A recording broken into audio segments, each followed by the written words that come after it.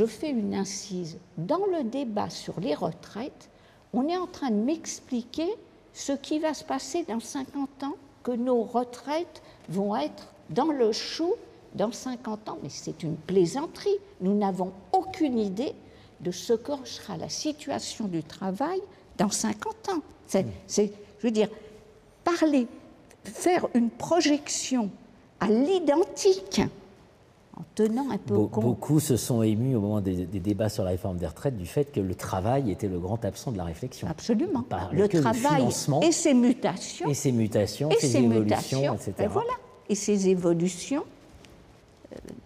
Donc, pour en revenir à notre... Je rebondis juste sur un point, hein, parce que vous avez évoqué la rencontre avec Alain-Charles Martinet, qu'on invite à visionner également. Je l'ai vu. Ben oui, et un des points qu'il soulève, c'est l'effet sur la jeunesse. On va y revenir à la fin, sur la question de la pédagogie. Il parle du regard vide de ce bouquin. Je me suis dit, je vais lire ce bouquin sur le regard vide.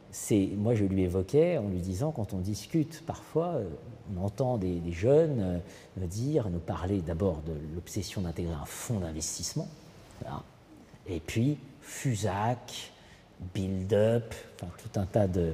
Ça, ce sont les effets, j'allais presque dire, de contamination du langage et des représentations sur la manière dont on appréhende le réel. Et c'était bien ça, votre intranquillité. C'était de voir, dès les années 80, évidemment 90, cette montée de la prescription, de la quantification, de l'humain réduit à sa dimension immédiatement productive, et économique, automatisable, robotisable, etc., etc., là où vous, tout votre travail, on va ouvrir un nouveau thème, a consisté à dire attention, tout ça est complexe.